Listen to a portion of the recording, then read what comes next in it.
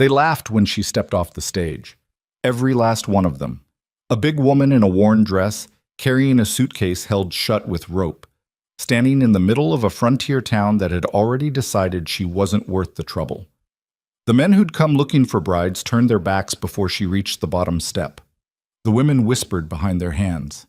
And Clara Whitmore, who had traveled 600 miles on the belief that someone, somewhere, might actually want her, stood there in the dust and did not cry.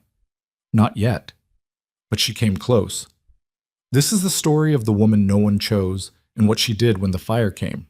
Like this video and drop the name of your city in the comments. I want to see how far this story travels. The stagecoach pulled into Dry Creek just after noon on a Wednesday in late September, and the dust it kicked up took a full minute to settle. By the time it did, most of the people who'd gathered near the post office had already formed their opinions and were working on their second ones. There were 6 passengers.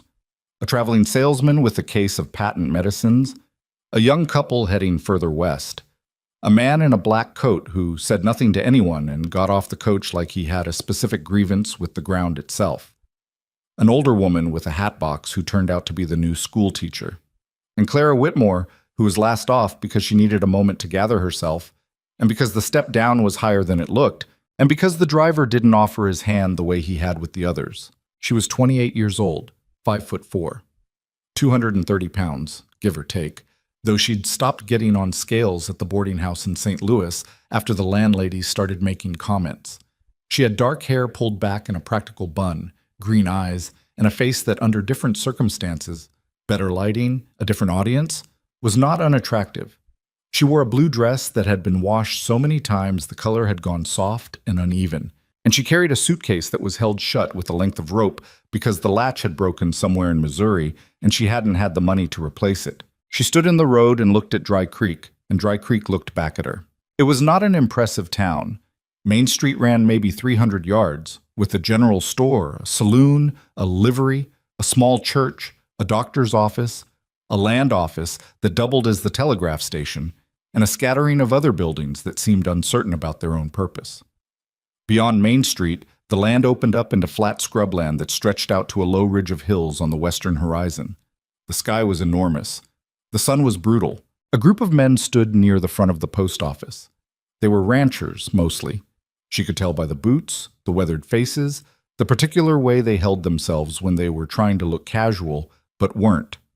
She knew they were there for the same reason she was.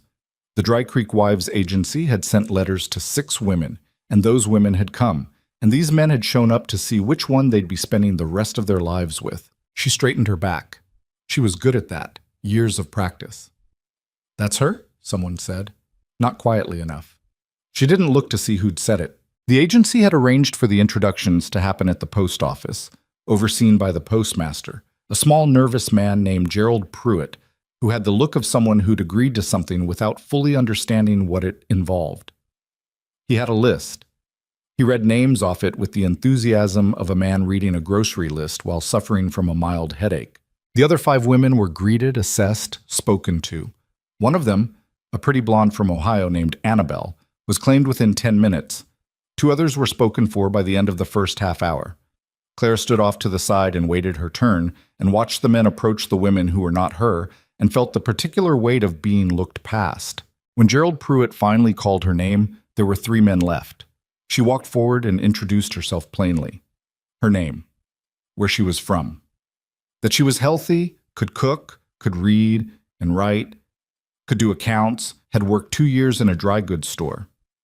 The first man looked at her for about 4 seconds and then said he didn't think it was going to work out. The second man was more thorough about it. He actually walked around her once, which she endured with her jaw tight and her hands still. And then he told Gerald Pruitt that the agency hadn't been accurate in their description. Description said stout, he said, loud enough that 3 bystanders turned to look. "This ain't stout. This is something else." "Tom," Pruitt said quietly, "I'm not being cruel. I'm being accurate. She can't ride. She can't work cattle. I need a wife who can ride." "I can ride," Claire said. He looked at her like she'd said something in a foreign language. "I can ride," she said again. "I've ridden since I was 9. I'm not telling you to take me on as a wife. I'm just correcting the record." He blinked. Then he turned back to Pruitt and said he wasn't interested and walked off to the saloon. The third man didn't say anything. He just looked at her for a moment and then looked at Gerald Pruitt and shook his head once, barely perceptibly, and walked away without speaking to her at all. That one was actually worse. By 2 o'clock, Clara Whitmore was the only mail-order bride still standing in front of the post office, and there were no men left to stand in front of. Gerald Pruitt was deeply unhappy. He shuffled his papers and avoided her eyes and said that sometimes these things didn't work out the first time and that perhaps she'd like to write to the agency about her options. He said it the way people say things when they have no intention of helping but want to feel like they offered something. "Where's the nearest hotel?" Clara asked. "We don't have a hotel. We have Mrs. Aldrich's boarding house. End of the street, turn left." "How much is it per night?" he told her. She did a quick calculation in her head. She had enough money for 3 nights, possibly 4 if she was careful about meals. "Thank you," she said. She picked up her rope-tied suitcase and walked down the street and didn't look at any of the people watching her go. She could feel them watching. Some people are good at pretending they can't, but Clara had never developed that ability. She'd always known exactly when she was being looked at and what expression the person looking was wearing. She turned left at the end of the street. Mrs. Aldrich's boarding house was a 2-story building with a porch that leaned slightly to the right, as if the whole structure was in the process of making up its mind about something. The woman who answered the door was around 60, with a face that had settled into permanent calculation. She looked at Clara the same way the men at the post office had, but she didn't say anything rude about it. She just set her price and waited. Clara paid for 3 nights up front and was shown to a room on the 2nd floor with a narrow bed, a washstand, and a window that looked out over someone's back garden and a dead tree. She sat on the edge of the bed for a while. She wasn't crying. She wanted to be clear with herself about that. She wasn't crying. She was just sitting and being very still while her chest did something complicated. She'd known it might not work. She wasn't naive. She'd read the agency's materials carefully, and she'd read between the lines, and she'd understood that the West was practical in ways that the East talked about but didn't quite mean. Out here, a woman was assessed for what she could do, what she could endure, whether she could pull her share. That had appealed to her, actually, the idea that competence counted for something. What she hadn't fully accounted for was that you had to get past the first 5 seconds of someone looking at you before your competence got a chance to matter. She stood up, went to the washstand, and washed her face and hands. Then she sat down at the small desk in the corner. The room had a desk, which was something, and took out her notebook and a pencil and started writing down her options. Option 1. Use her remaining money to buy a coach ticket home. She had a cousin in St. Louis who would take her in, at least for a while, without making too much of a production about it. That was the sensible choice. That was the one that preserved what was left of her dignity by getting out before she spent all her money and had nothing left to get out with. Option 2. Find work in Dry Creek. The general store, maybe. She'd worked in a dry goods store for 2 years. She knew inventory, she knew accounts, she knew how to deal with customers. It wasn't impossible. Option 3. Talk to the agency again and see if there were other men in other towns. Though she wasn't sure she had the constitution for another afternoon like this one.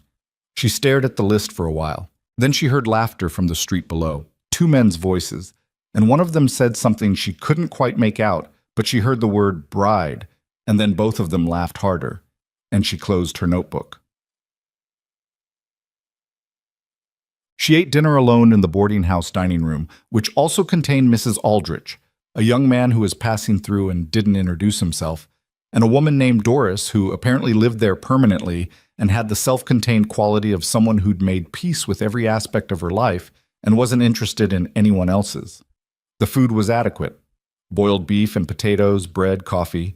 Mrs. Aldrich waited until they were halfway through dinner to say, "I heard about this afternoon." Claire took a sip of coffee.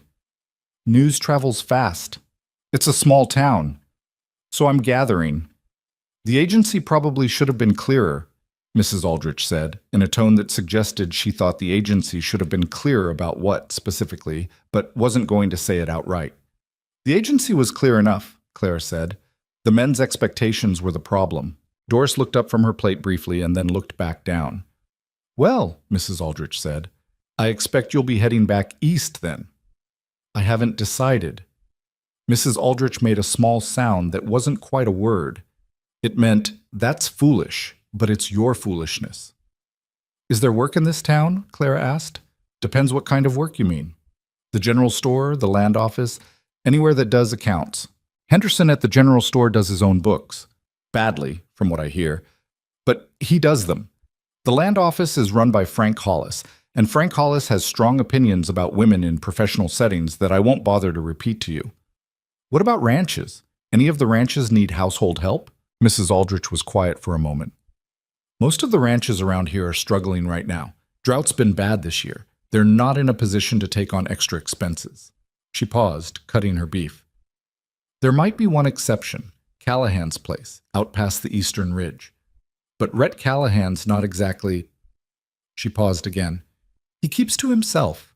Hasn't been in town in months." "Was he at the post office today?" "No, he never comes to town if he can help it." "Why not?" Mrs. Aldrich seemed to make a decision about how much she wanted to say. "Lost his wife 3 years ago. Took it hard. Ranch went to pieces for a while, but he's been putting it back together. He's not a sociable man. I don't think he'd be interested in domestic help." "Was he one of the men who signed up with the agency?" A longer pause. "He was. Changed his mind before today." Clara filed this away and said nothing more about it. The next morning she was up before 6. She dressed, went downstairs, and asked Mrs. Aldrich if she could borrow a horse for the day. Mrs. Aldrich raised both eyebrows. Clara explained that she intended to ride out to Callahan's ranch. "I said he keeps to himself." "You did? He's not going to be pleased about someone showing up uninvited." "Probably not." Mrs. Aldrich looked at her for a moment with an expression that had moved from assessment into something that might have been the early stages of respect, though it was hard to tell. "I don't have a horse, but the livery will rent you one. Tell Bart I sent you. He'll give you a fair rate. And take the eastern road past the ridge. Don't cut through the scrubland. There are spots that look solid and aren't." "Thank you." "Don't thank me. I think this is a mistake." "You might be right," Clara said. "But I've made smaller mistakes that turned out worse." The horse the livery rented her was a stocky gray mare named Biscuit, who had the steady, unimpressed energy of an animal that had seen too much to be surprised by anything. Clara liked her immediately. She settled into the saddle with the practiced ease of someone who'd been riding since childhood, who'd grown up on a farm in Indiana where the horses didn't care what you weighed as long as you sat right and gave clear signals. And Biscuit seemed to accept this and move out without argument. The eastern road was a rutted track that climbed gradually through scrubland and dry grass before cresting the ridge and dropping down into a broad valley on the other side. The valley was more sheltered than the land around Dry Creek.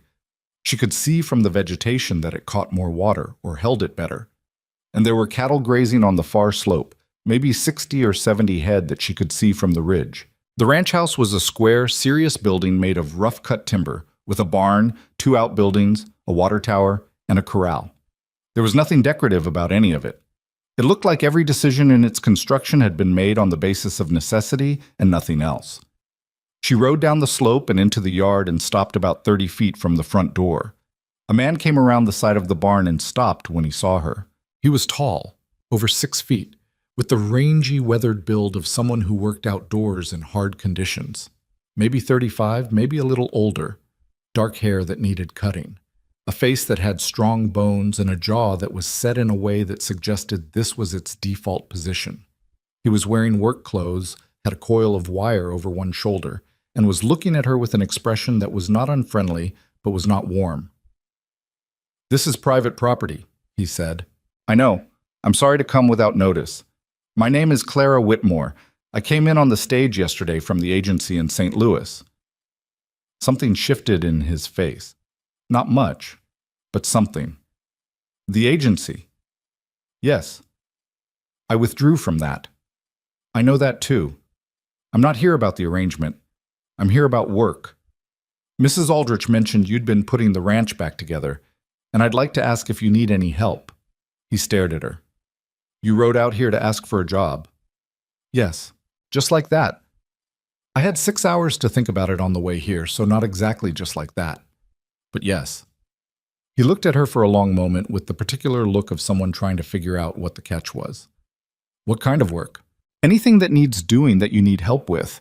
I can do accounts. I can manage a household. I've worked in a store, inventory, ordering, suppliers. I'm not delicate. I won't complain about conditions. She paused. I can ride despite what you may have heard, and I can drive a wagon. I can't brand cattle, and I've never worked a lasso, but I'm capable of learning things. He set the coil of wire down against the barn wall. Why would I take on an expense I don't need? Because you need someone, and you know it. She kept her voice level. You've been running this place alone since your wife died, from what I can gather. The ranch is coming back, but there's a limit to what one person can manage. I'm not saying I can do everything. I'm saying I can do enough to make a difference. The silence stretched out. That's a bold thing to say to someone you've never met, he said. I've had a bold 24 hours. Something moved across his face that might, in different circumstances, have been the beginning of a smile. It didn't quite get there. I can't pay much, he said. I know. Room and board plus a small wage. I've got a room in the house that's been empty. He stopped himself. It was my wife's. He stopped again. It's storage now. I'd have to clear it. I can clear it. You'd be out here alone mostly. I'm working from sunup until dark most days. I can't be escorting you around or explaining things. I'm not asking to be escorted. He looked at her for another long moment. Then he picked up his coil of wire and said, I'm working the north fence this morning. You can start by making something for lunch. Kitchen's through the front, supplies are in the pantry. Don't reorganize anything. He walked off without waiting for an answer. Clara sat on Biscuit for a moment and then dismounted and tied the mare to the corral fence. All right, she said, to no one in particular. The kitchen had not been properly cleaned in some time. This was not a judgment. It was an observation. Someone had been using it, clearly, and keeping it functional, but the kind of deep cleaning that required actual time and attention had not happened recently. There was grease built up around the stove that would need a serious effort to remove. The pantry was organized in a way that suggested a man who could find what he needed but didn't think much about what he was running low on. She took stock. There was flour, salt, lard, dried beans, some smoked pork, onions, coffee, a jar of preserved peaches that looked like it had been there a long time. She found potatoes in a bin that were starting to go soft at the edges but were still usable if you were careful about it. She made a simple lunch, bean soup with the pork, cornbread, coffee, and while the soup was simmering, she started on the stove. She wasn't going to transform the entire kitchen in one morning, but she could make a start. Rhett Callahan came in at noon exactly, which she suspected was not a coincidence but a habit, and stopped in the kitchen doorway and looked at the table and then at the stove, which now gleamed dully instead of the previous dark gray. You didn't have to do that, he said, meaning the stove. I know. He washed his hands at the basin and sat down and ate without talking. She sat across from him and ate too, because she'd been on horseback since early morning and she was hungry, and there was enough soup for both of them. It's good, he said, about halfway through the bowl. It's simple. Simple works fine. They ate in silence for a while. How long were you planning to stay at Pruitt's agency thing? He asked. I wasn't planning anything specifically. I had enough money for 3 or 4 nights at the boarding house, and then I'd need to decide. What were you going to decide? Whether to go home or find work. She broke off a piece of cornbread. I found work. He looked at her for a moment. You're not what I expected when I heard the stage had come in. What did you expect? I don't know. Not someone who'd ride 6 miles to ask for a job before the dust had settled. The dust had mostly settled by morning. This time, something did almost get to a smile. You've got a way of talking, he said. It didn't sound like a complaint. I've been told. He finished his soup and stood up. The room I mentioned is at the top of the stairs, second on the left. There's boxes in it. You don't have to clear it today. I'll make a start this afternoon. He nodded. He put his hat on and went back out to the north fence. Clara sat at the table for a moment with her coffee. Outside the kitchen window, the valley spread out wide and golden in the September light. The cattle were small, dark shapes on the far slope. The sky was the kind of blue that didn't exist in cities, the kind you only got out here where there was nothing between you and the horizon. She wasn't sure what she'd gotten herself into. She'd arrived in a town that had laughed at her, and she'd ridden out to a ranch belonging to a man she'd never met, and talked her way into a job that paid almost nothing, and now she was sitting in his kitchen drinking his coffee and looking at his valley. But the soup was good, and the horse was reliable, and the man hadn't laughed at her. He'd looked at her like she was a person who had said something he needed to think about. That was more than most people had given her in a long time. She spent the afternoon on the room upstairs. It wasn't as bad as she'd feared, mostly boxes of ranch records, some furniture that had been moved out of other rooms, a few things that had clearly belonged to his wife and that she moved carefully to one side of the room without opening or examining. There was a bed frame but no mattress.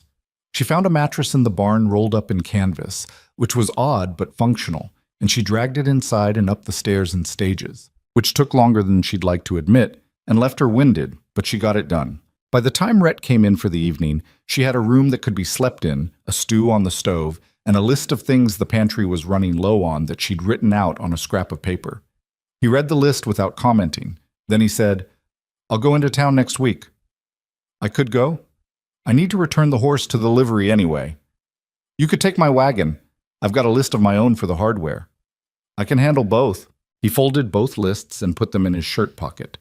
He sat down and they ate dinner much as they'd eaten lunch.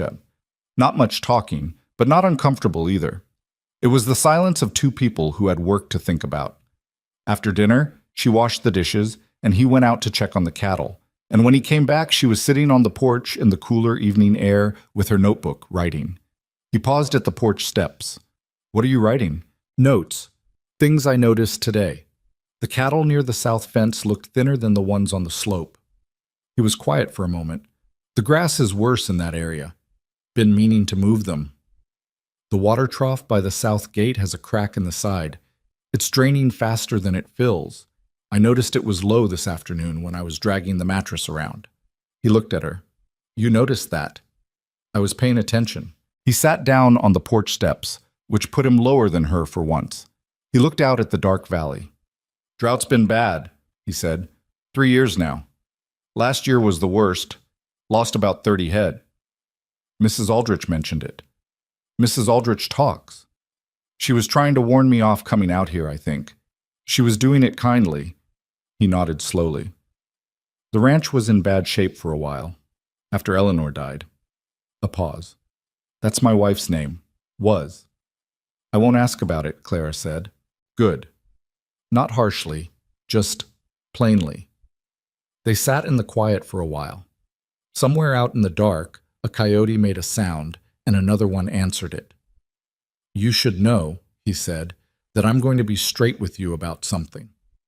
"All right. I didn't come to town yesterday because I'd thought better of the whole thing, not because of any particular woman. I didn't know who was coming. I just—" He stopped. "Eleanor's been gone 3 years, and I'm not looking for a replacement. I'm not looking for that at all." "I understand that."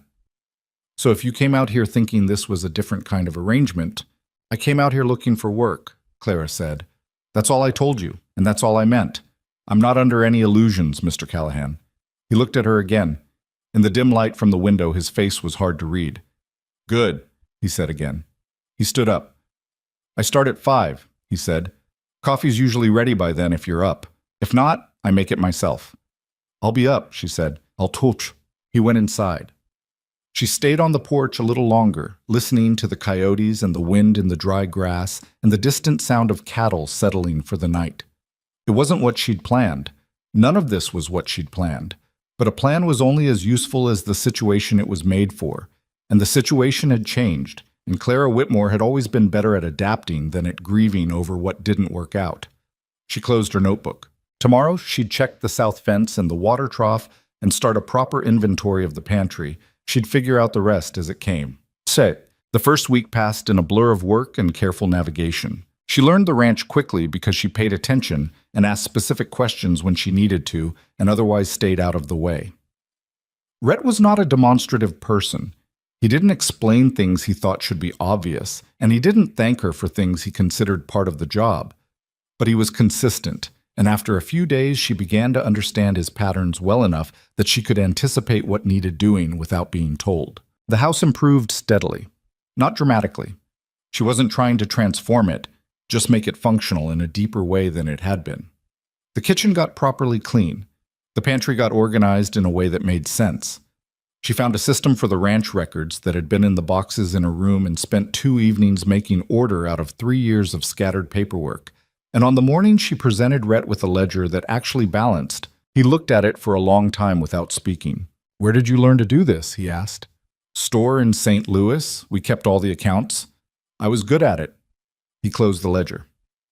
"This is—" He stopped. "This is more useful than I expected." "I told you I could do accounts." "You did." He set the ledger carefully on the desk in what served as his office. "There are invoices going back 2 years that I haven't properly recorded. If you have the time, I'll do them." He nodded and went back to work. It was not a warm relationship. He was not a warm man. Or rather, he had been at some point, she suspected, and wasn't anymore, and hadn't figured out how to get back there yet. He was fair. He was consistent. He didn't treat her like she was stupid or fragile or comic. He didn't look at her the way the men at the post office had looked at her. He looked at her like a person who was doing a job that mattered. That was, she was discovering, something she'd been needing for a long time. The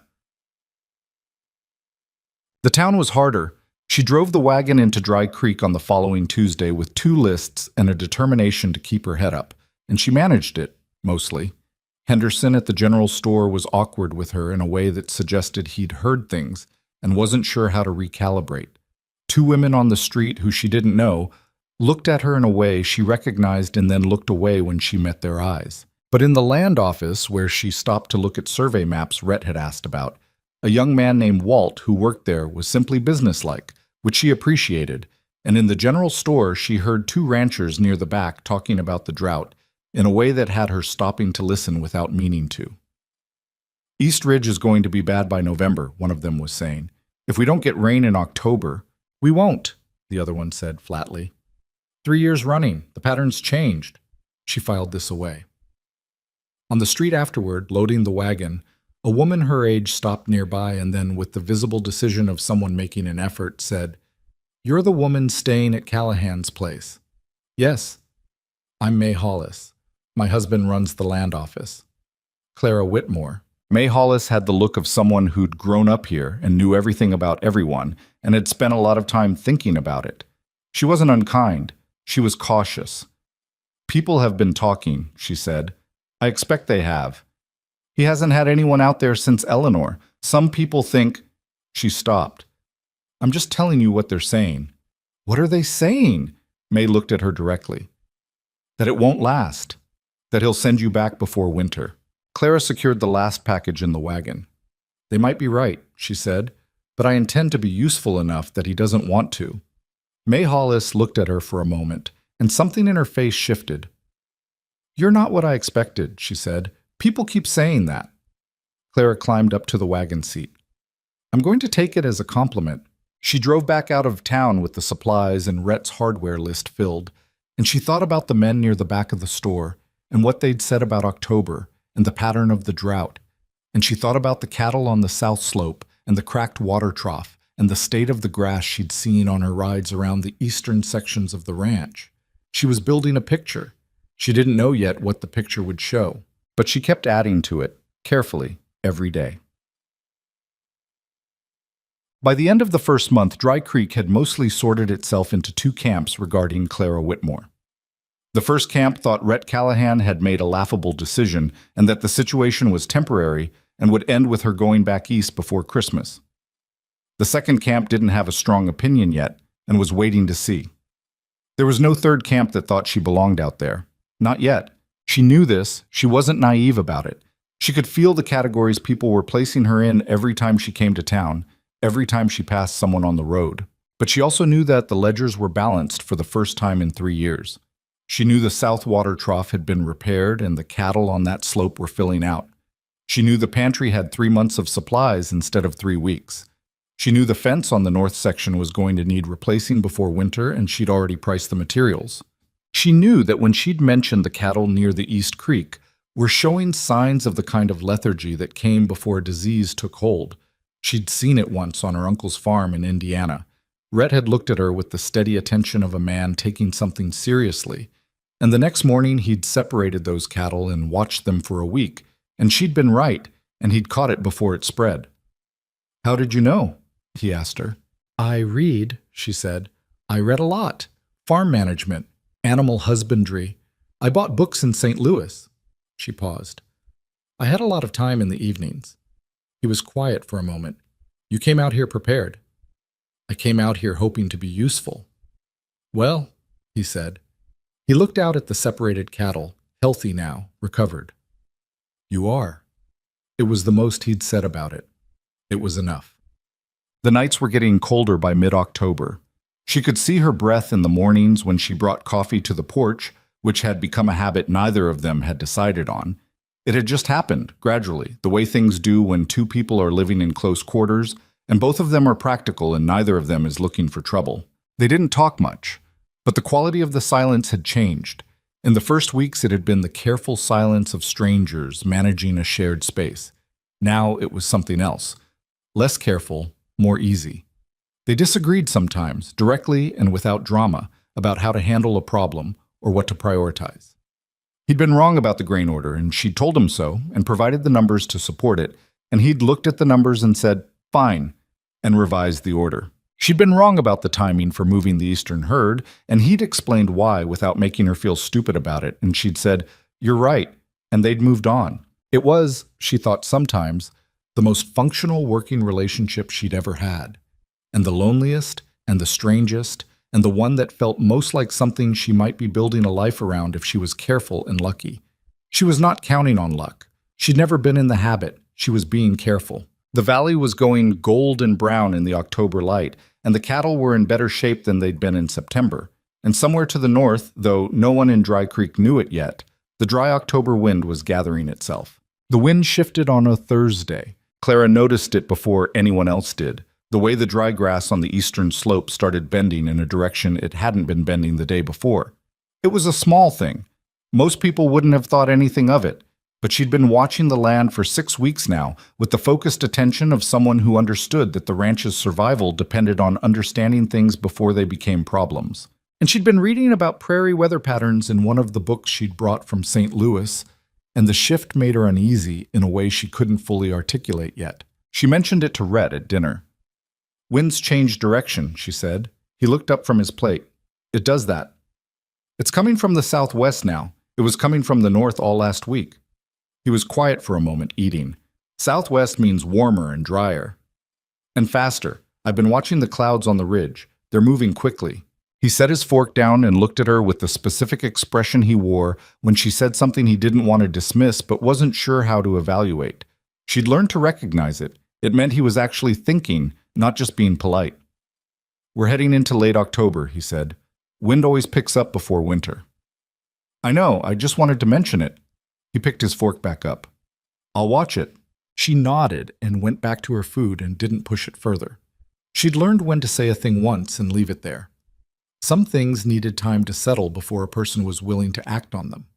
But she started moving more water to the southern holding barrels the next morning, and she didn't explain why to anyone. It was May Hollis who first told her about the Delaney situation. She'd driven into town for the monthly supplies and run into May outside the post office, and May had the look of someone who'd been wanting to say something for a while and had finally decided to say it. You know about the Delaney property, May said. It wasn't quite a question. The ranch to the north of Callahan's land? It's been sitting empty since old Marcus Delaney died in August. His son's in Chicago, doesn't want anything to do with ranching. Word is he's going to sell. May lowered her voice, though there was no one near enough to hear. Ward Pryor's been sniffing around it for weeks. Clara knew who Ward Pryor was. She'd met him twice in town, and each time had come away with a clear impression of a man who moved through the world with the confidence of someone accustomed to getting what he wanted because he was willing to do things other people wouldn't. He ran the biggest cattle operation in the valley, owned 2 properties already, had a lawyer in the county seat he used regularly. He was not a man you ignored. What does that mean for Callahan's ranch? She asked. If Pryor gets the Delaney land, he controls the creek access on the northern border. Callahan's cattle have grazing rights through that property. It's been an informal arrangement for 20 years, nothing written down. If Pryor buys it, he can shut that access off. And without the northern grazing, especially in a drought year. May stopped. The ranch can't support the herd through winter, Clara finished. Not easily. Not without selling off cattle at bad prices. May looked at her steadily. Rhett knows all this. He's not stupid, but he doesn't have the money to buy the Delaney property himself. Pryor does. Clara drove back to the ranch with a lot to think about and said nothing to Rhett until after dinner, when they were on the porch with their coffee. Then she laid it out plainly. What May had told her, what the implications were, what the timeline probably looked like. Rhett listened without interrupting, which was how he always listened. When she was done, he was quiet for a long moment. "I know about Pryor," he said. "I figured. And I know about the grazing access. What are you thinking about doing?"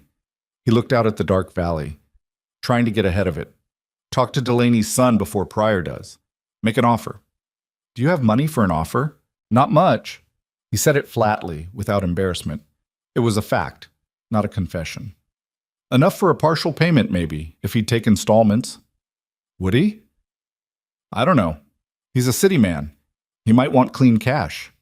Rhett turned his coffee cup in his hands. "I've been thinking about going to the county seat and talking to a lawyer about formalizing the grazing rights. If I can get documentation of the 20-year arrangement, it might protect us even if Pryor buys." Claire was quiet for a moment. "That could work. Common use doctrine, possibly. But it depends on what's in the original land grants." He looked at her. "You know land law?" "A little. I read." She paused. "I can look at what you have in the office. All those old papers I organized. Some of them might be relevant." "The relevant ones are probably in the county records, not here." "Then write to the county clerk. Or go yourself." She set her cup down on the porch railing. "Don't wait for Pryor to move first." He looked at her for a moment with an expression she couldn't entirely read. "When did you start thinking about this?" he asked. "About 10 minutes after May told me." "And you came home and made dinner and waited until now to bring it up?" "I wanted to think it through first." He made a sound that was almost a laugh. Not quite, but closer than she'd heard from him before. "Claricel," he said, and it was the first time he'd used her name without it being at the start of a sentence about something practical. Just her name by itself, like it was enough. "I'll pull the office papers tonight," she said. "See what's there." She went inside and spent 3 hours at the desk in the lamplight, reading documents she'd organized weeks ago with new eyes, looking for anything that described the northern boundary, the creek, the arrangements between the Callahan and Delaney properties. She found 2 letters from the 1860s that referenced the grazing arrangement specifically. She found a survey map with handwritten notations. She found a receipt for a fence repair that put Callahan labor on Delaney land in 1871, which suggested ongoing cooperation. It wasn't legal documentation, but it was something. She left it all stacked neatly on the desk with a note on top. These might help. The 1863 letters especially. In the morning it was gone from the desk, and Rhett said nothing about it, but 2 days later he told her he was riding to the county seat for 3 days to talk to a lawyer and look at records. "Can you manage here?" he asked. "Yes. The Hendersons down the South Road will help if there's trouble. Tom Henderson. Not the store, the ranch. I know who they are. Don't let the East Creek cattle get too far north. The grass up there looks good, but there's a soft spot near the old oak stand that swallowed a calf before. I'll watch them." He nodded. He looked like he was going to say something else and then didn't. He rode out early the next morning, and she stood on the porch and watched him go, and then went to make a second pot of coffee and start her day. The 3 days he was gone were harder than she expected, and not because of the work. The work she could handle. She checked the cattle twice a day, fixed a loose board on the barn, managed the water levels, kept the books. She was capable. She'd told him she was capable, and she was, and she knew it. What she hadn't accounted for was how much the ranch felt different when he wasn't in it. Not uncomfortable. She'd lived alone before. She wasn't afraid of quiet. But the ranch had a particular kind of quiet when he wasn't there, which meant she could feel his absence as a shape, which meant his presence had become a shape she noticed, which was a realization she handled by making herself useful and not thinking about it too directly. On the second evening, Tom Henderson and his wife, Nora, rode over to check on her. Rhett had asked them to, she suspected, though neither of them said so. Nora Henderson was a compact, efficient woman around 40 who looked at Clara with frank assessment and then helped her mend a section of the south fence without being asked, and told her, while they worked, that Rhett Callahan was a decent man who'd had a bad few years, and that in her opinion Clara was doing him good, even if he didn't know how to say it. "He's not someone who says things," Nora said. "I've noticed." Eleanor was the same way. They suited each other. She pulled the wire taut and held it while Clara wrapped it. "People in town think it's strange, you being out here." "I know." "I don't think it's strange. I think it's practical." Nora glanced at her sideways. "What do you think it is?" Clara considered that. "I think it's the best option I had, and it turned out to be a better option than I expected." Nora nodded like this was a satisfactory answer. "He wrote to us before he left, asking us to check in. That's not something he'd have done 6 months ago. He wouldn't have had anyone to ask to check in on." Clara didn't say anything to that, but she thought about it that night, lying in the room she'd cleared of boxes, listening to the wind push against the walls. Rhett came back on the 4th day, a day later than he'd said, and he came back with a lawyer's letter and a cautious expression. "How'd it go?" she asked, because she was at the barn when he rode in, and they didn't do the thing where you waited to ask important questions. "Mixed," he said. He unsaddled the horse and put him in the stall, and she waited while he did it. The grazing access is complicated. The informal arrangement is documented enough that a lawyer thinks we have an argument, but it would be a long fight, could be expensive. And the Delaney property? The son will sell. He's got an offer from Pryor already. He closed the stall gate. "I made a counteroffer. Less money, but I offered to maintain the boundary fence and the creek access on the north side for 5 years as part of the deal. That's worth something to a man in Chicago who doesn't want to think about maintenance on a property he doesn't use." "Was he interested?" "He said he'd think about it." Rhett leaned against the barn wall. He looked tired, not defeated. He didn't have the defeated look she'd half expected, but tired and wired at the same time, like a person running on less than they need. "Pryor's going to find out I made the offer. He won't like it." "What will he do?" "He'll try to close it faster. Probably come down here and remind me that his money is actual money, and my offer depends on installments and future fence maintenance." He looked at her steadily. "He's not wrong. It's not as clean as cash." "Can you increase the offer?" "Not without selling cattle, and selling cattle right now, in drought conditions, with winter coming. We'd be selling at bad prices, and we can't afford to reduce the herd." She turned this around in her mind. "What does Pryor want with the land? Does he need it?" "He doesn't need it. He wants it. There's a difference." Rhett's jaw was set in the way it got when something was pressing on him. "Pryor collects land. He's got 3 properties in this valley, and he manages them with hired men, and he doesn't care much about running them well. He cares about owning them. If he gets the Delaney property and shuts off our northern access, it's not because he needs the grazing, it's because he can." "Has he got a grudge against you?" Rhett was quiet for a moment. "Not exactly. He made an offer on this place 2 years ago when things were bad. I turned him down." "So it's old business." "Old business and probably new business too. He's seen the ranch improving and he doesn't love that." She looked at him for a moment. "You need to get Delaney's son to decide before Pryor gets back to him with a higher number." "I know. Write to him again. Don't be vague about what the fence maintenance is worth. Give him actual numbers. What 5 years of boundary maintenance costs if he hired someone to do it. Make the value concrete." Rhett straightened up from the wall. "I'm not much of a letter writer." "I know," she said. "I'll draft it. You can read it and tell me what's wrong with it." He looked at her for a long moment, and then he nodded, and they walked back to the house together in the early evening light, and she thought that this was the particular way that 2 people who weren't going to say certain things could still be working on the same side of something.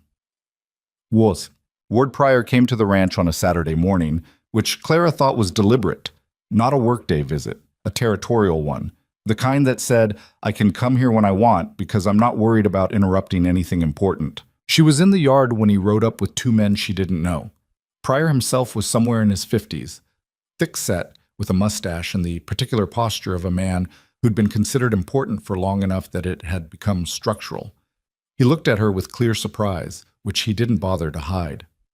"I'm here to see Callahan," he said. "I'll get him," she said. She didn't move yet. "Can I tell him who's calling?" "He knows who I am." "I'm sure he does. I'm asking for my own reference." Pryor looked at her with the particular expression of someone recalibrating what they were dealing with. "Ward Pryor," he said. "Thank you." She went to get Rhett. Rhett came out of the barn and he and Pryor talked in the yard, which meant Clara could hear most of it from the porch where she was doing the mending. She didn't pretend she couldn't hear. Pryor didn't seem to care whether she could hear or not, which meant he either underestimated her or had decided she didn't matter enough to factor in. Either way, it was careless of him. Pryor was direct about it. He'd heard Rhett had made an offer on the Delaney property. He thought Rhett should know that he'd already made a stronger one. He said all of this with the friendliness of someone who's confident they've already won. "You're wasting your time with Delaney's son," Pryor said. "He wants a clean sale. Simple. No conditions." "He said he'd think about my offer," Rhett said. "He'll think about it and take mine. You know that." Pryor looked around the ranch yard with the satisfied expression of someone taking stock of something they expect to own eventually. "Look, Rhett, I'm not here to make things hard for you. I'm here because it's more efficient if we understand each other. You've got a decent operation starting up again. That's good. But if you're counting on that northern grazing to get you through winter, you should start making other plans." "I've been managing this land for 12 years, Rhett said. "I don't need advice on my plans." "No offense meant." "Some taken." Rhett's voice was flat and even. "Anything else you needed?" Pryor looked at him for a moment, then he glanced toward the porch. "That your housekeeper?" There was a small pause before Rhett said, "She manages the ranch." Something crossed Pryor's face. Not concern, amusement, which was worse. "Right," he said, and turned his horse. "Think about what I said." He rode out with his 2 men, and the yard was quiet. Rhett stood where he was for a moment, watching them go, jaw tight. Clara set down the mending. "He's going to try to close it by the end of next week," she said. "I know." "Did the letter go out?" "Yesterday." "Then all we can do is wait and hope Delaney's son reads it before Pryor gets to him again." She stood up. "Come eat something. You haven't had breakfast." He looked at her. Something moved in his face that she was getting better at reading. It wasn't quite frustration, wasn't quite relief, was something between the two that happened when the situation was out of his hands and he was struggling with that fact. "He's going to get that land," Rhett said. "Maybe," she said, "but then we'll deal with it. Come eat." He came up the porch steps and went inside, and she followed him, and neither of them said anything more about Pryor for the rest of the morning. There was nothing more to say. The letter was sent, the offer was made.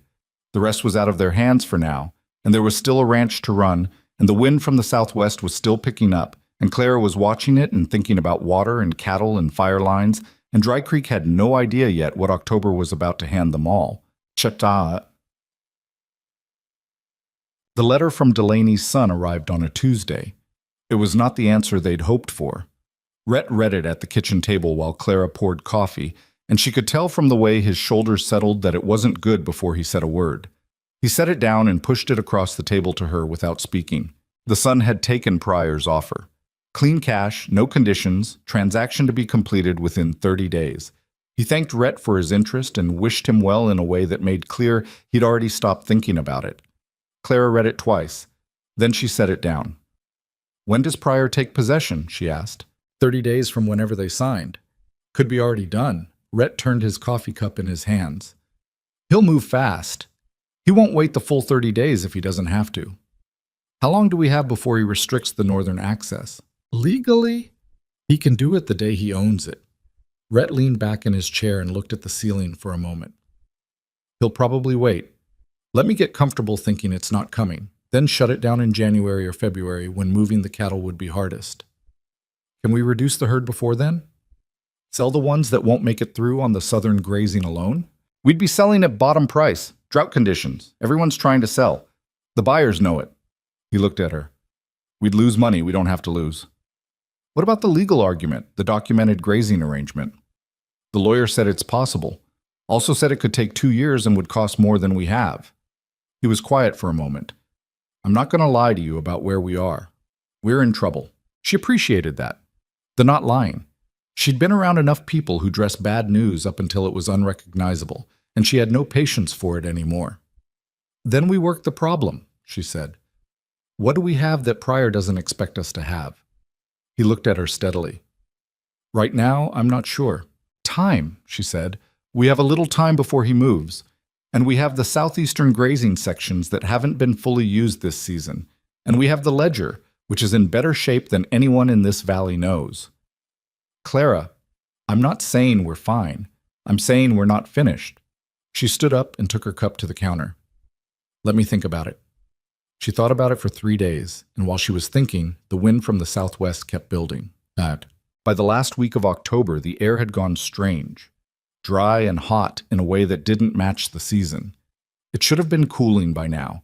The mornings should have had frost in them, but instead the temperature was climbing back up each afternoon, and the humidity was dropping to nothing, and the grass on every slope was the color of old paper. She'd been checking the water levels in the southern barrels every morning, and they were dropping faster than they should have been. The evaporation rate climbing with the heat, and she kept moving water and kept watching the southwestern sky, and kept not saying anything to Rhett about the specific shape of her worry because she didn't have language for it yet, just the feeling.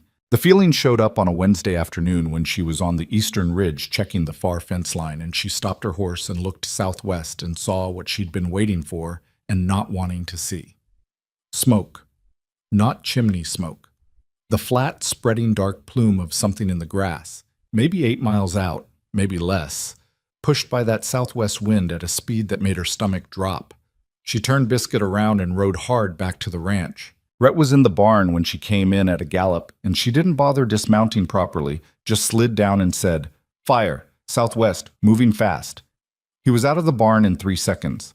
He looked where she was pointing and stood very still for a moment, and then said, "How far?" 8 miles, maybe 6 now. The wind's pushing it. Which direction is it tracking? Northeast. Straight up the valley if it keeps the current line. She caught her breath. Rhett, if it comes up through the low scrubland south of town and catches the dry grass on the main slope, I know. He was already moving. I'm going to town. They need to know. I'll start moving the cattle toward the canyon pass. If we get them through before the fire reaches the southern slope. He stopped and looked at her. That's a hard move with 2 people. Tom Henderson, can you send someone to his place on the way to town? Yes. He was already saddling his horse. Clara, the canyon pass is narrow. If you get the cattle in there and the fire comes around faster than we think, the canyon has rock walls. The grass doesn't grow on the rock. You've thought this through. I've been thinking about it for 3 days, she said. I didn't want to be right. He looked at her for one more moment, and there was something in his face that she didn't have time to read. Don't push them in until you see how fast it's moving. Give yourself time to get out if it changes direction. I know. I mean it. I know, Rhett. Go. He rode out at a hard gallop toward town, and Clara went back to Biscuit and turned her toward the southern pasture where the main herd was grazing, already on edge from the smell in the air. Mommuts. Animals know before people do. The cattle were already bunched when she got to them, moving restlessly against each other, heads up, the whites of their eyes showing. She counted fast. 62. Head on the south slope. She needed to get them moving northwest toward the canyon pass, which was 1.5 miles across broken terrain, and she needed to do it in a controlled way because a panicked stampede in the wrong direction would be worse than no movement at all. She worked the edges of the herd the way she'd watched Rhett do it, the way she'd been watching for 2 months and practicing when he wasn't nearby to see her make mistakes. Biscuit was good at this. She had the instinct for it, the quick lateral movements, the patience to hold a position. Clara wasn't good at it yet, not the way someone who'd done it for 20 years was good at it. She was adequate, which was what the situation had to work with. She got the herd moving. It was slow and ragged, and twice a group of steers broke away to the southeast, and she had to ride hard to bring them back. And the smoke on the horizon was visibly closer now, the dark plume wider, and the air smelled of it, and the cattle could smell it, and their fear was contagious in the particular way that animal fear is, spreading through the herd like a current. Tom Henderson arrived 20 minutes later with his son Billy, who was 16 and capable. And with the arrival of 2 more riders, the work became possible in a way it hadn't been before. Tom took the far left, Billy the right flank, and Clara held the lead, and they moved the herd across the broken ground toward the canyon pass in a long, lurching, imperfect column that pushed forward through the heat. "You're taking them through the pass!" Tom shouted across the noise of the cattle. "Rock walls," she called back. "Fire can't cross rock." He looked at the smoke, and then at the pass, and then he nodded, because there wasn't time for a better argument. By the time they got the herd two-thirds of the way to the canyon, the fire had crested the low ridge to the south, and she could see the actual flame line. It was moving faster than she'd hoped and slower than she'd feared, which was a narrow margin but a real one. The wind was still from the southwest, still pushing it northeast, and that was the problem. Northeast was straight toward the main valley, straight toward the southern grazing land, and beyond it, the town of Dry Creek, and 6 ranches and 3 years of someone's rebuilt life. She pushed the herd harder. Tom pushed from the back. Billy rode the right flank and his horse was doing most of the thinking for him, which was fine. She could hear shouting behind her, beyond the herd, and she turned and saw 3 riders coming hard from the direction of town. One of them was Rhett. The other 2 she recognized as Walsh and Garrett, ranchers from the north side of the valley who'd had their operations there for years. Walsh pulled up alongside her and looked at the flame line and then at the direction she was moving the cattle, and his expression went immediately skeptical. He was a big man, maybe 55, with the particular stubbornness of someone who'd been right enough times that he'd stopped being able to tell the difference between experience and stubbornness. "You're going the wrong way," he said. "You should be moving them east, not northwest." "East is directly in the fire's path," she said. "The fire's going to turn north before it gets here. The terrain pushes it north. The wind's from the southwest. The terrain doesn't matter as much as the wind right now." "I've seen 100 fires in this valley," Walsh said. "They always turn north. This one's different. The wind's been building for 3 weeks and it's not turning." She kept moving, kept the herd going. "If you want to move your cattle east, that's your choice. I'm taking Callahan's herd through the pass." Walsh looked furious in the way that men look furious when a woman says something they can't immediately counter, but also can't make themselves agree with. He pulled his horse up and looked at Rhett, who had come alongside them. "Rhett," Walsh said. "Tell her." Rhett looked at the fire. He looked at Clara. He looked at the fire again. And then he said, "I trust her read on this. Move your own cattle however you want." Walsh stared at him.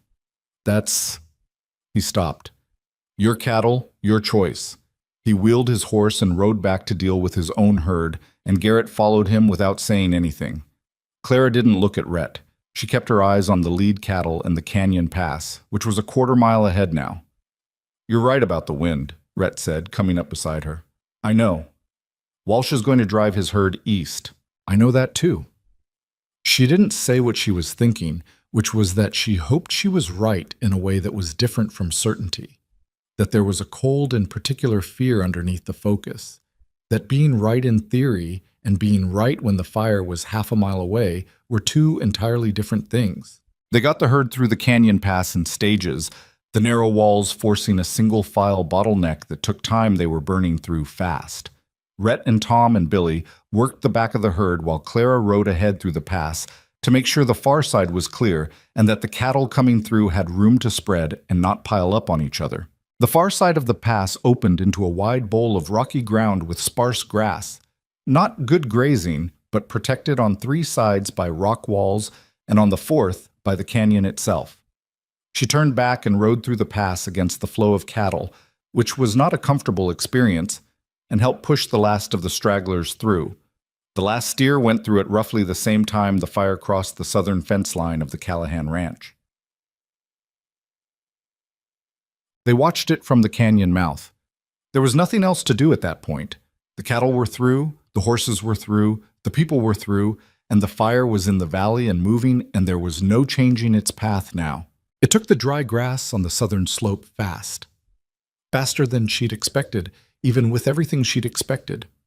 The sound of it was something she hadn't been prepared for. Not a crackling like a fireplace, but a deep, continuous roar like a wind that was also an engine. And the heat came ahead of it in waves, and the smoke turned the afternoon light brown and strange. She watched it track northeast exactly as she'd said it would, following the wind, not turning north the way Walsh had said it would. "His cattle," Rhett said quietly, beside her. "I know." Walsh had pushed his herd east directly into the path of the fire as it tracked northeast. She could hear the cattle from here, or thought she could. It might have been the fire. And she made herself not look in that direction and instead watch the progress of the fire toward town. "Is Dry Creek going to be all right?" she asked. "Pruitt will have gotten people organized. There's a fire break along the north side of town. It was dug years ago. He was quiet for a moment. If the wind holds its direction, the fire will pass south of town. Close, but south. And the ranches? Henderson's place is positioned well. Garrett's might catch the edge of it. He said all of this with the tone of someone doing arithmetic on things they don't want to add up. The Delaney property's gone. Pryor just lost what he bought. She looked at him. He wasn't smiling. It wasn't that kind of moment. But there was something in his face. The northern grazing access, she said. If the Delaney property burns, Pryor's got nothing to restrict. He owns scorched land. Rhett looked out at the fire moving through the valley.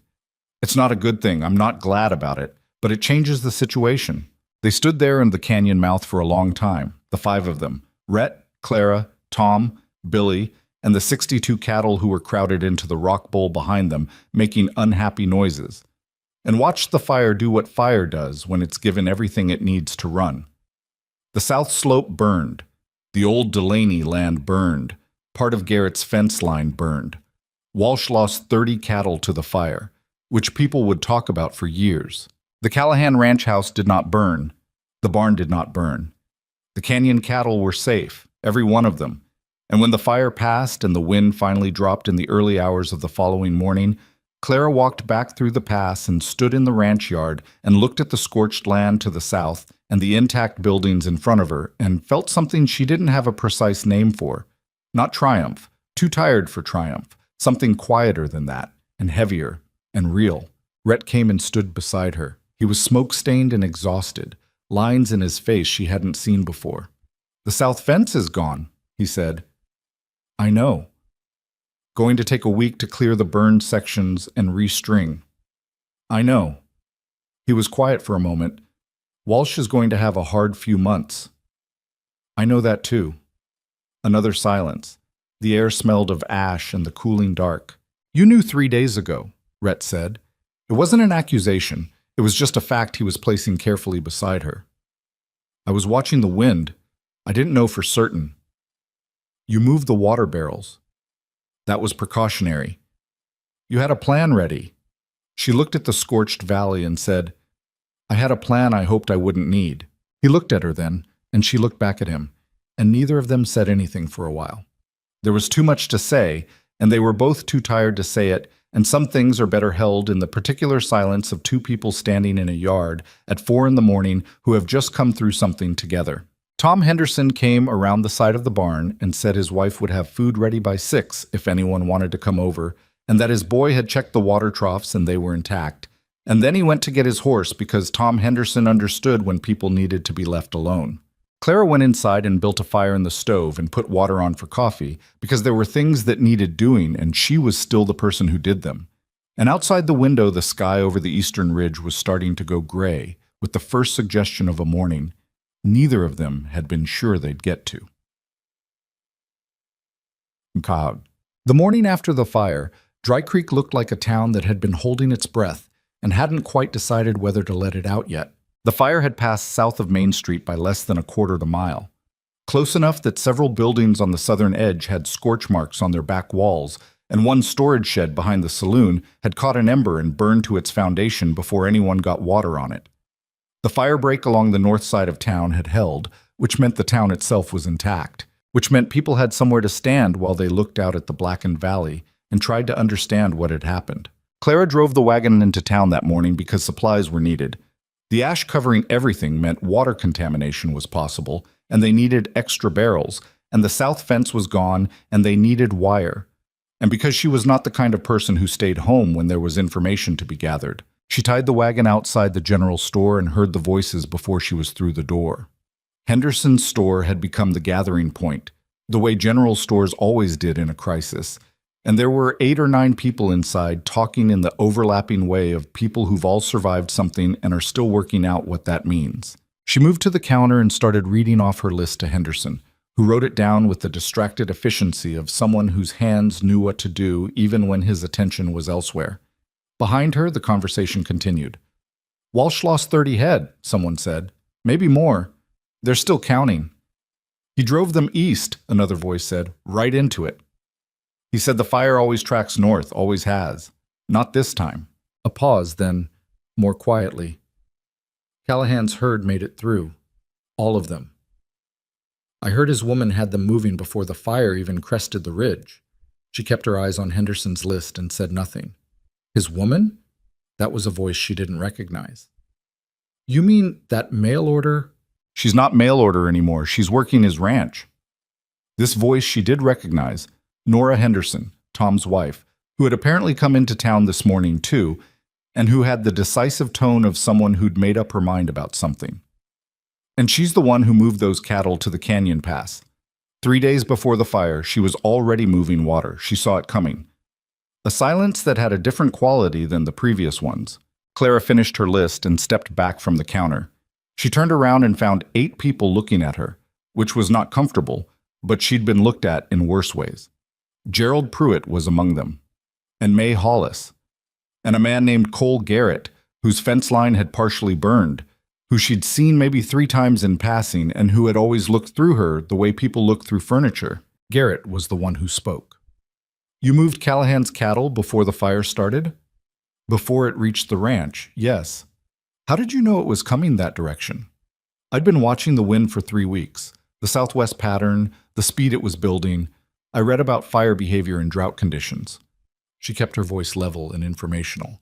I didn't know for certain. I thought the risk was high enough to prepare. Walsh thought it would track north, Garrett said.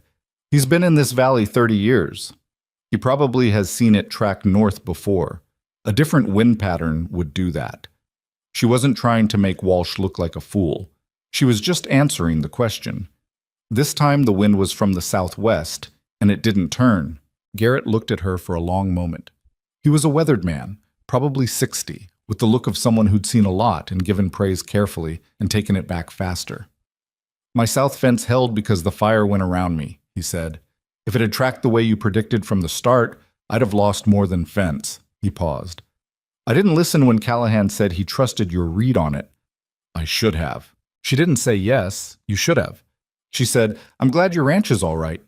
He nodded once, which from Cole Garrett was apparently the equivalent of a significant statement, because the room registered it in a small, collective way. Rhett came into town that afternoon, which was unusual enough that people noticed. He didn't come to town if he could help it. Everyone knew that. But he came that day and he tied his horse in front of the post office, and he did something she only heard about secondhand from May, who told her about it 2 days later with the careful manner of someone conveying important information. He talked to Gerald Pruitt first, then to Garrett. Then, somewhat to everyone's surprise, he'd gone into the saloon where Walsh was sitting at a table with the look of a man who'd had a very bad 24 hours and was not done having them, and he'd sat down across from him. May hadn't heard the whole conversation, but she'd heard parts of it, and what she conveyed to Clara was this. Rhett had told Walsh plainly that the fire moving the way it did wasn't something most people would have caught, and that a woman who'd been on the ranch for 8 weeks had caught it when 30-year ranchers hadn't, and that he thought people ought to know that clearly. He said it just like that? Clara asked. More or less. Rhett doesn't say things decoratively. May looked at her. Walsh didn't take it easily. He sat there for a while, but he didn't argue with it. Clara wasn't sure how she felt about Rhett having that conversation without telling her he was going to have it. She understood why he had it. He was a man who dealt in plain facts, and he'd stated a plain fact. But it was strange to hear about something said on your behalf without your knowledge. She said as much to him that evening. He looked mildly surprised that she had a feeling about it. I wasn't trying to manage anything, he said. I just said what happened. I know. I'm not upset. She thought about how to say the next part.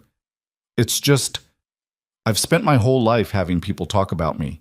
It's a different thing when the talking is accurate. He looked at her for a moment. Good different or bad different? Both, she said. Mostly good. He nodded like this was reasonable. Walsh is going to have a hard winter, he said. 30 head is a serious loss in drought conditions. I know. I'm not glad he lost them. I know that too. But I want it on record somewhere, Rhett said quietly, that you were right. She looked at him across the table. The lamp was burning low and the kitchen smelled of coffee and the ash that still drifted in through every crack and gap in the walls 3 days after the fire. It's on record, she said.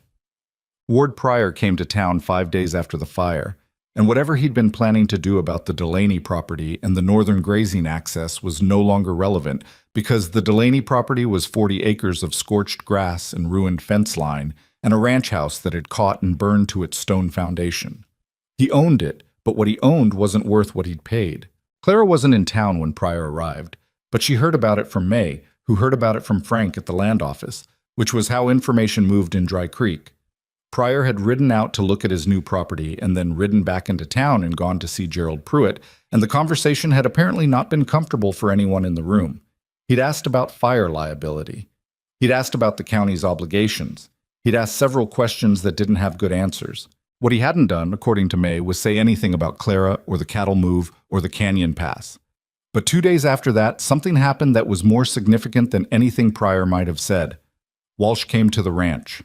Clara was in the yard mending the last section of the temporary south fence when she saw him coming down the eastern road alone, on a brown horse she didn't recognize.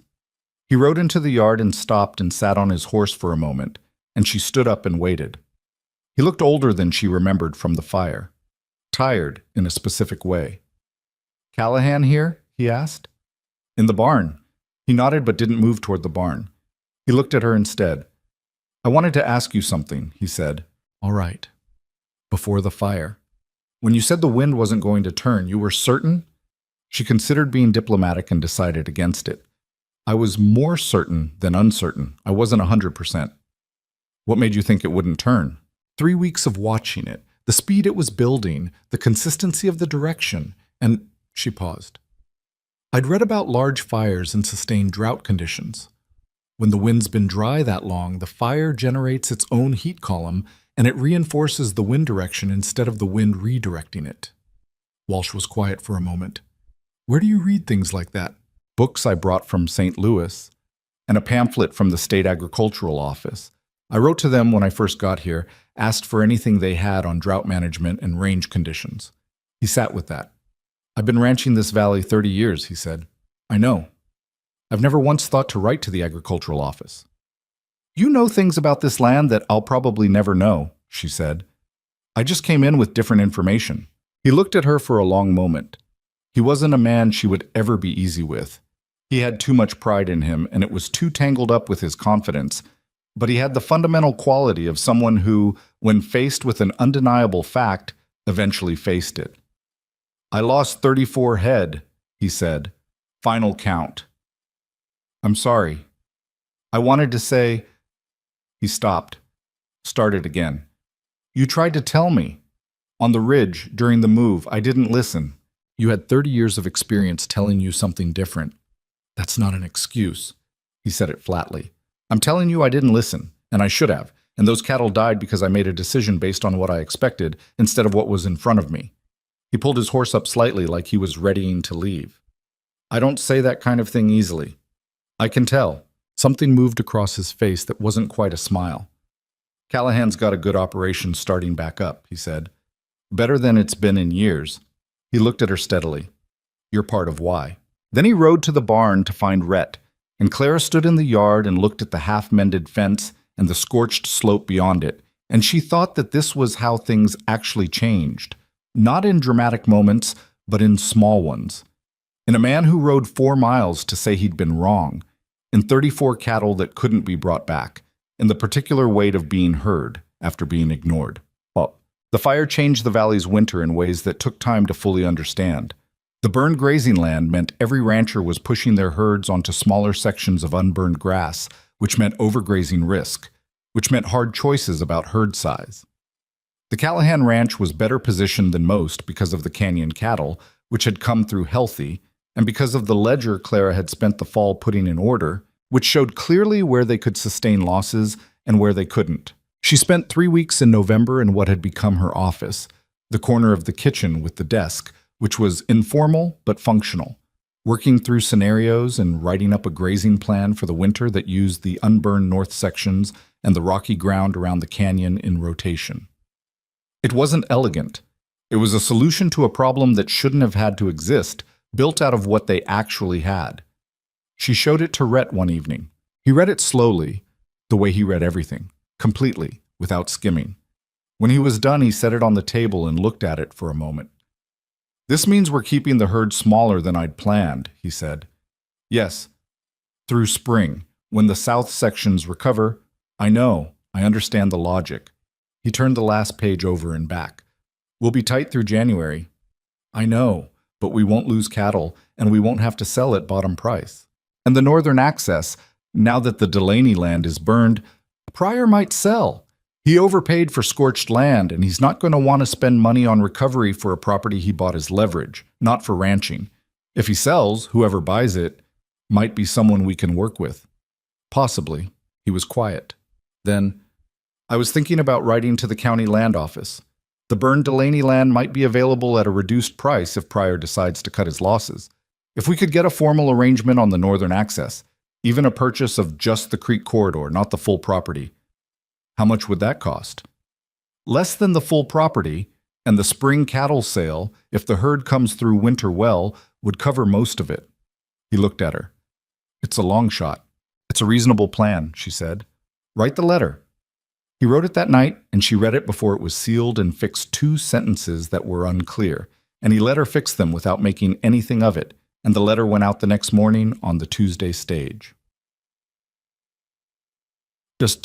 December came in cold and clear, which was better than another warm, dry stretch would have been. The grass on the unburned sections wasn't recovering yet. That would take spring rain, if spring rain came, but it was holding, and the cattle were moving through the rotation the way Clara had planned, and the losses through November had been minimal. She was in the barn one morning checking on a cow that had been off her feed for 2 days when she heard Rhett come in behind her. She didn't turn around. Fever's down, she said. I think she's going to be all right. Good. He came and stood beside her and looked at the cow. Doc Hartley confirmed it was what you said it was. I told you. You told me. I still wanted Hartley to confirm it. That's fair. The cow regarded them both with the patient disdain of an animal that knows it's being discussed. Clara checked the water in the stall and stepped back. I got a letter yesterday, Rhett said, from the county land office.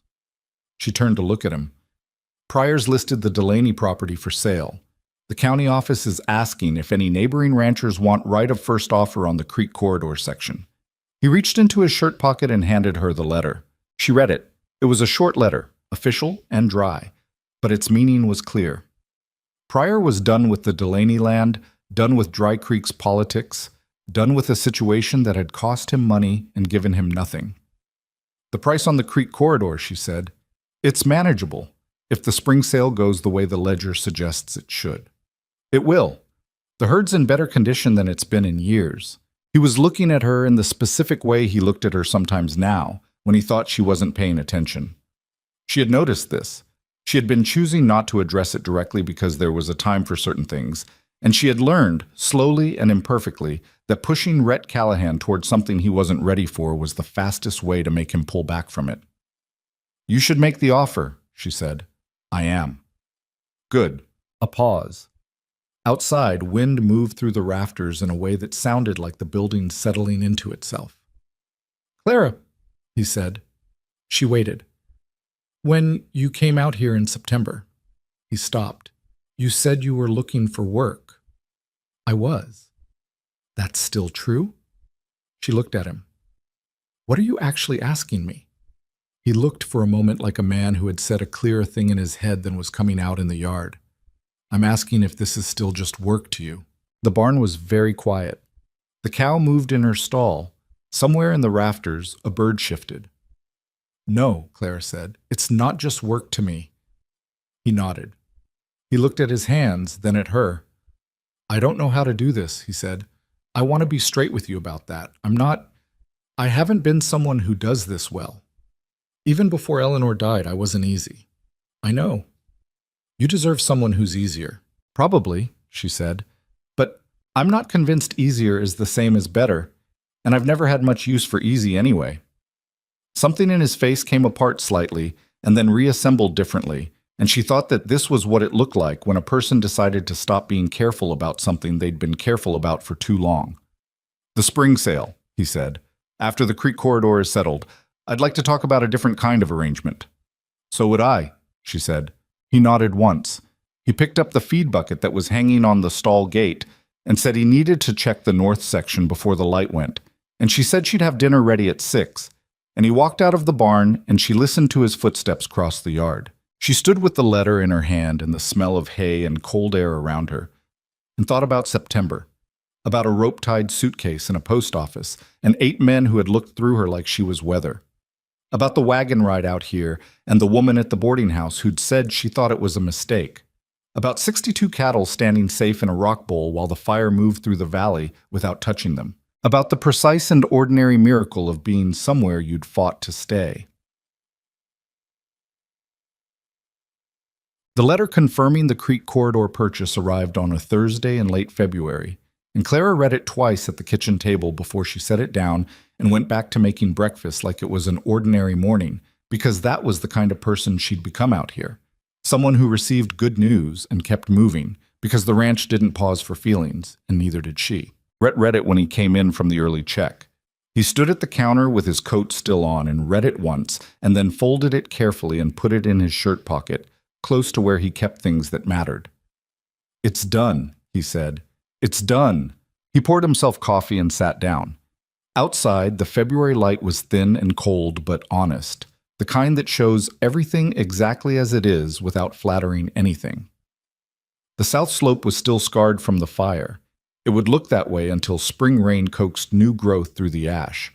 But the cattle on the north sections were filling out, and the ledger for the year looked better than it had in 5 years. And the creek that ran along the northern border of what had been the Delaney property now ran, legally and permanently, through land with Callahan access rights attached to it. Ward Pryor had sold to the Creek Corridor for a price that reflected what scorched land was actually worth, which was considerably less than what he'd paid for it. He hadn't come to Dry Creek to complete the transaction. He'd handled it through his lawyer, which Clara thought was probably for the best, because there wasn't much either of them would have gained from that conversation. "Spring sale in April," Rhett said, looking at his coffee. "The herd's in good condition. We'll get fair prices." "Better than fair if the buyer from Abilene comes through. Tom Henderson said he's been working the valley looking for quality stock." "I know. I wrote to him in January." Rhett looked up. "You wrote to the Abilene buyer." "I sent him the herd records, weight gains, health history, the rotation data from the winter grazing plan." She set a plate in front of him. "He wrote back.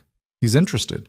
Rhett looked at her with the expression she'd come to know best, the one that was partly exasperation and partly something that had no clean name, that had been growing since September and was no longer pretending to be anything other than what it was. "When were you going to tell me?" "When the eggs were done," she said. "Sit down and eat." He ate.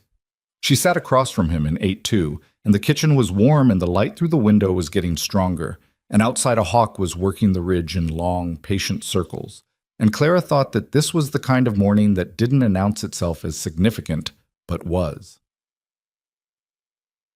Spring came slowly to the valley, the way spring came after fire years, cautiously, in patches, the new green pushing up through the black and irregular lines that followed water and shelter. By March, the south slope had the beginning of growth on it, thin and tentative, but there.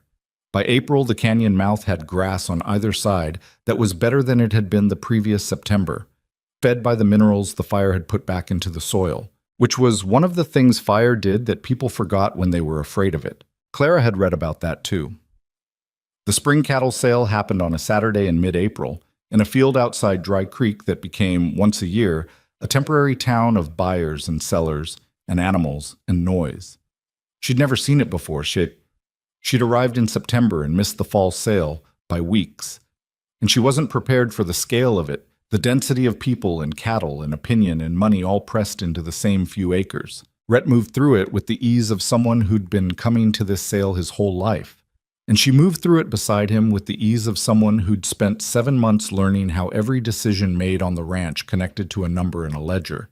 And together they were, she thought, considerably more effective than either of them would have been alone.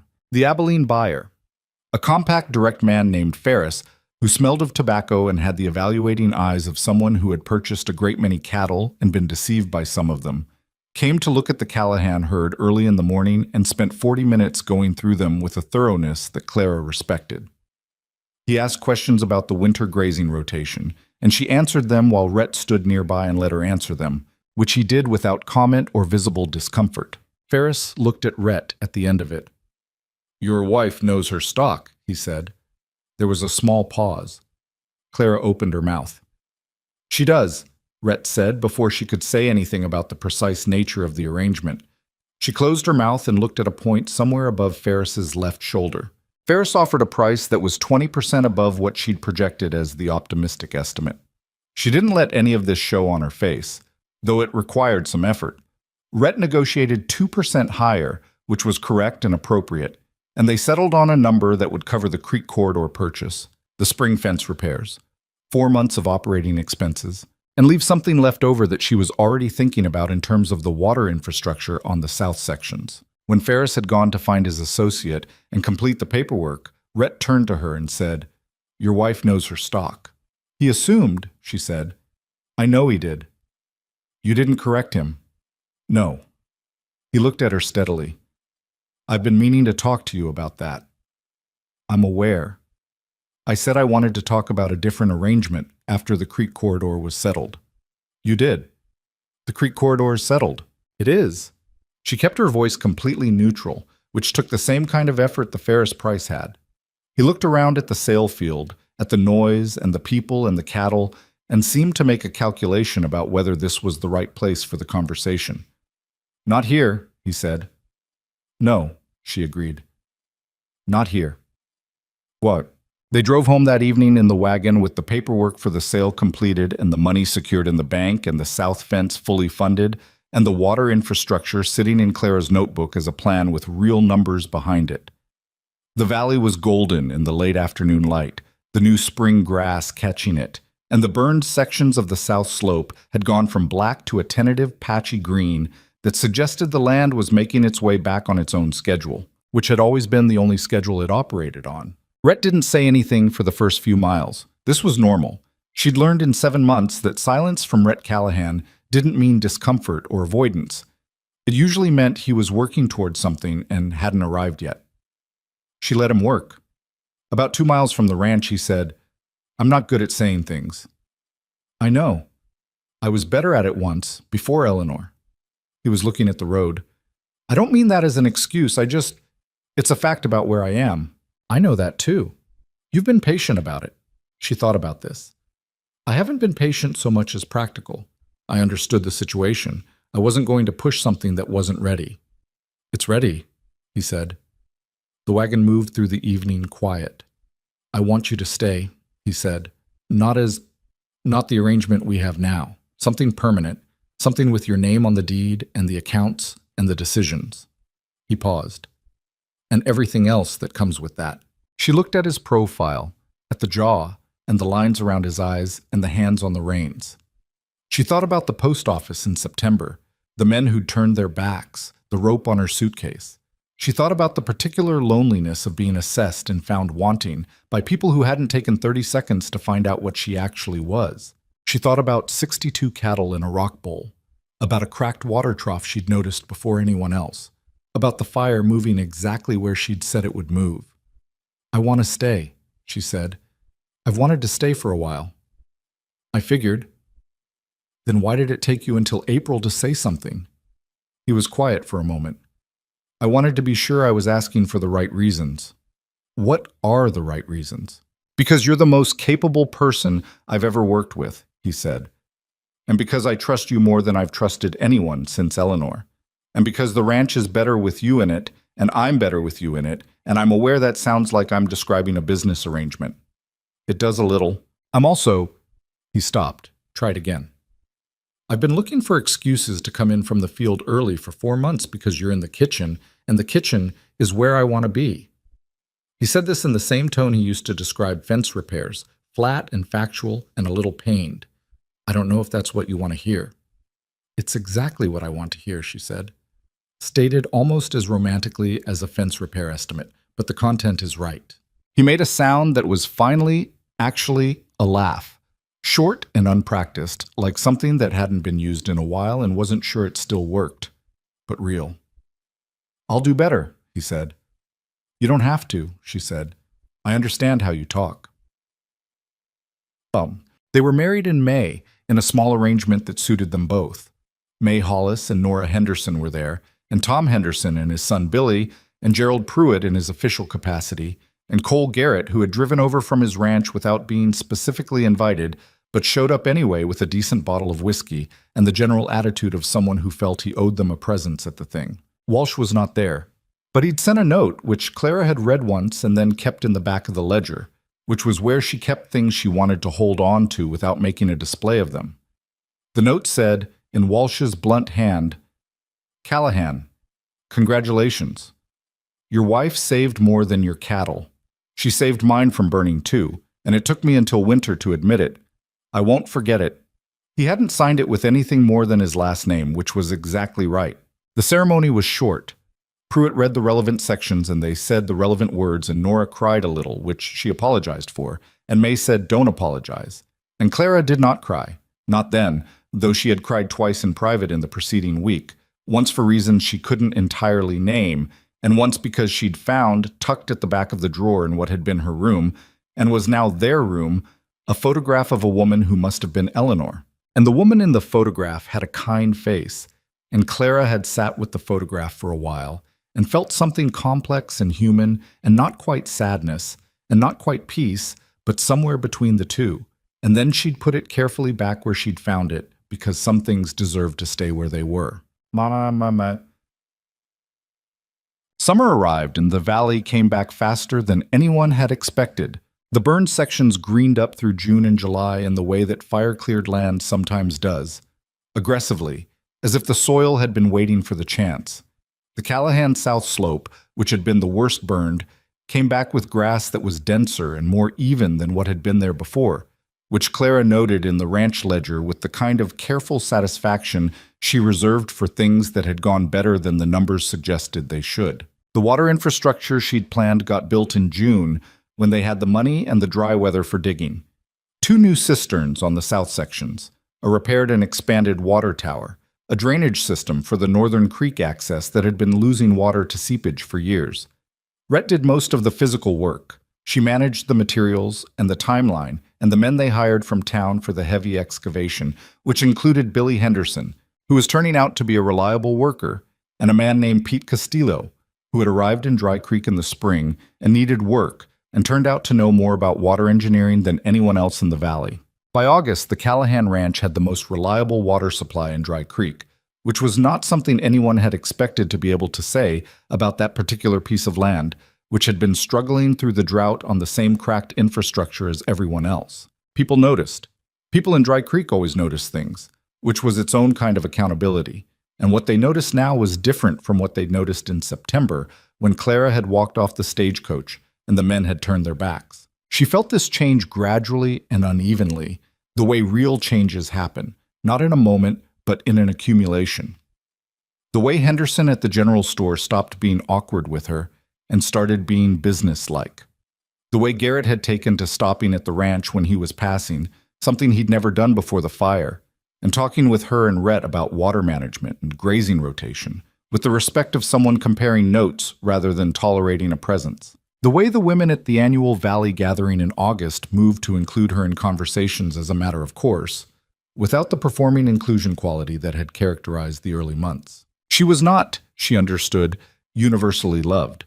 There were people in Dry Creek who had made up their minds about her in September and kept them made up, for whom she was still the oversized mail-order bride who'd talked her way onto a failing ranch through some combination of stubbornness and luck. You didn't change everyone.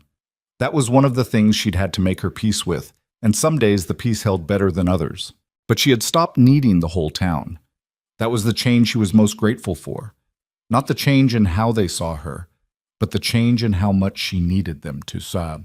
The annual gathering happened in late August, in the flat ground east of town that became, for one long summer Saturday, a kind of collective exhale for the whole valley. There were tables of food and a fiddle player and children doing things children do when they're given open space and permission to be loud. The ranchers talked cattle and water and weather, and the women talked everything the men talked and more. And the whole thing had the quality of a community reminding itself that it was a community, which was something it needed to do periodically. Clara sat at a table with Nora Henderson and May Hollis, and a woman named Rita Castillo, who was Pete Castillo's wife and had become, over the summer, something close to a friend in the practical and undemonstrative way that frontier friendships tended to develop, built on shared work and useful conversation rather than sentiment. Rhett was across the gathering talking to Garrett and Tom Henderson and looking more at ease in a crowd than he had in September, which she took as a kind of evidence. Walsh came to their table. He stood there for a moment with his hat in his hands, which she recognized as the particular posture of a man who had decided to do a hard thing and was doing it before he could change his mind. "Mrs. Callahan," he said, "Mr. Walsh, I wanted to say—" He stopped. "I wanted to say in front of people, since I said the other thing in front of people at the fire. Your read on the wind was right. Your plan saved the Callahan cattle, and probably more than that. I had 30 years of experience in this valley, and I was wrong, and you were right, and I said it to Callahan, but I didn't say it to you directly." The table was quiet. Nora Henderson was looking at Walsh with an expression that said she had thought this moment might come, and was glad it had. "I appreciate you saying it," Clara said. "It doesn't fix my cattle," he said. "No, but it needed saying." "Yes." She looked at him steadily. "For what it's worth, the 30 years you have in this valley are worth something real. I've been reading and watching for 11 months. That's not the same thing as what you know.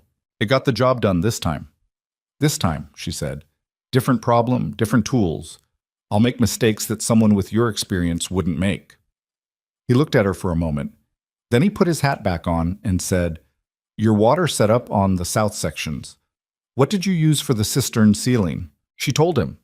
He asked a follow-up question. She answered it. They talked for 10 minutes about water infrastructure. And at some point during those 10 minutes, Walsh pulled up a chair and sat down.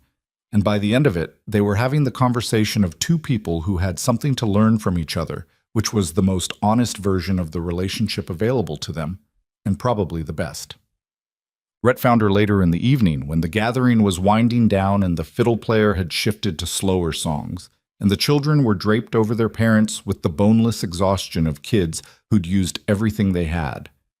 He sat beside her and looked out at what remained of the gathering, the lanterns, the people, the dark hills beyond. "Walsh talked to you," he said.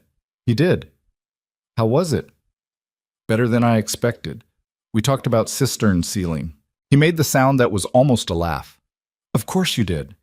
She leaned into him slightly, which was something she'd been doing for a few months now and which he had, early on, been stiff about and was no longer stiff about at all.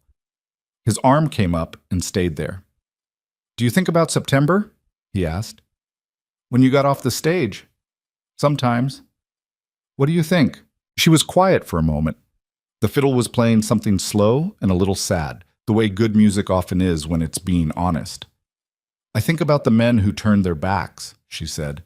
"Not with bitterness, just I think about it sometimes when I'm doing the accounts or checking the cattle or talking to Garrett about grazing rotation. I think about what they decided I was worth in 4 seconds. They were wrong. I know they were wrong. I knew it then too." She looked out at the lantern light. "But knowing it and feeling the weight of it are two different things. I felt the weight of it for a long time. I still do sometimes." He was quiet for a moment. "I almost didn't come out the day you rode up. To the barn. I heard a horse in the yard and I thought about staying inside." She looked at him. "Why did you come out?" "Because I'd been staying inside too much," he said simply. "And because I was curious. And because whoever had ridden out 6 miles uninvited to ask for a job seemed like someone worth being curious about." She thought about that, about the particular chain of small decisions that had brought her to this bench in this field beside this man, about all the moments where it could have gone differently. If the agent in St. Louis had placed her differently, if Rhett had stayed in the barn, if she'd bought a ticket home that first morning at Mrs. Aldrich's table. "I was terrified," she said, "when I rode out here. I was doing the thing where you look calm on the outside and your hands are shaking inside your gloves. I couldn't tell. That's the point of the gloves." He looked at her, and the expression on his face in the lantern light was the one she'd been watching develop for 11 months. The one that had started somewhere around the evening she'd told him about the cracked water trough and had grown steadily ever since. It was not a simple expression. It had grief in it still, and difficulty. and the particular caution of someone who'd been badly hurt and wasn't all the way back from it yet. But it was also present and warm and real in a way that mattered more to her than anything uncomplicated could have. "You should know something," he said. "All right." "When Ferris called you my wife at the sale, before I said anything, there was about half a second where it didn't feel wrong." She looked at him. Half a second. Half a second in April. By May, it felt like the only accurate thing. He said this in the same plain tone he used for everything, which meant he meant it exactly as much as it sounded like he did. She did not say anything for a moment. She looked at the lanterns and the last of the gathering and the dark hills and the valley that had tried to burn itself down and was now, stubbornly and imperfectly, growing back. "I came here thinking I was looking for someone to want me," she said, finally. "I think what I was actually looking for was somewhere I could be useful enough that the wanting followed naturally." "Did it?" "Yes," she said. "It did." Sound. There's something people get wrong about belonging, which is that they think it arrives. They think it's a destination, a moment where you're finally inside the circle instead of outside it, and once you're inside, everything gets easier. Clara Whitmore had believed this once. She had thought that belonging would feel like relief. What she'd found instead was that belonging felt like work you chose to keep doing. It was the ledger in January and the cattle in October and the fence in April. It was the conversation with Walsh about cisterns. It was knowing when to push and when to wait and when to ride 6 miles and ask for what you needed before your nerve gave out. It was not comfortable, always. Dry Creek had not become a town that loved her. Some people tolerated her, some respected her, some had quietly revised the story they told themselves about her, without admitting they were doing it, which was human and forgivable. She had stopped expecting revision from everyone because she had stopped needing it. What she had instead was a ranch with solid accounts and reliable water and a herd in better condition than it had been in years. She had Nora Henderson's particular brand of straightforward friendship and May Hollis's steady eyes across a table. She had the South Slope going green through ash and the North Creek running clear through land that had Callahan access on it permanently. She had a room that was no longer a room she'd cleaned out, but a room that was hers, in the way rooms become yours when you've slept in them through enough seasons to stop counting. She had a man who said hard things plainly and meant them, who had given her room to be competent without making her prove it every single day, who had said I trust her read on this in front of people who needed to hear it at a moment when it mattered, and who had laughed, finally, for real, in a wagon on an April evening with the valley going gold around them. The woman who had stepped off the stagecoach in September with a rope-tied suitcase and a lifetime of being looked past had not been transformed into something unrecognizable. She was still the same person who'd done the accounts in the dry goods store in St. Louis and read too many books and known, privately and without anyone confirming it, that she was worth more than what she'd been offered. She had simply found, at last, the ground where that was true in ways other people could see. And that, it turned out, was enough. It was more than enough. It was the thing that the town of Dry Creek would talk about for a long time, how the woman nobody chose turned out to be the one the valley couldn't do without. But Clara Whitmore Callahan was not much interested in what the town chose to remember about her. She had cattle to check and a ledger to close and a man waiting at the kitchen table with coffee he'd made himself because she'd been up late with the accounts and he'd let her sleep an extra hour. The ranch was not going to run itself. She put on her boots and went to work.